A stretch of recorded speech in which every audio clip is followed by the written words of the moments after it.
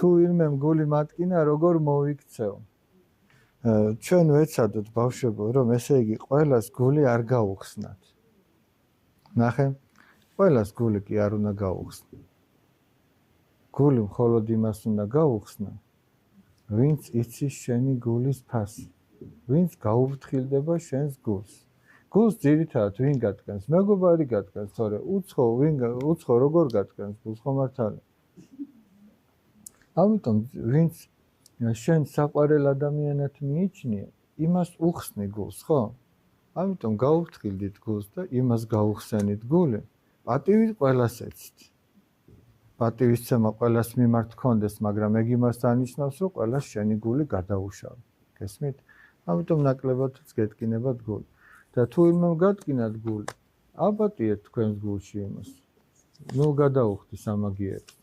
და ილოცე მის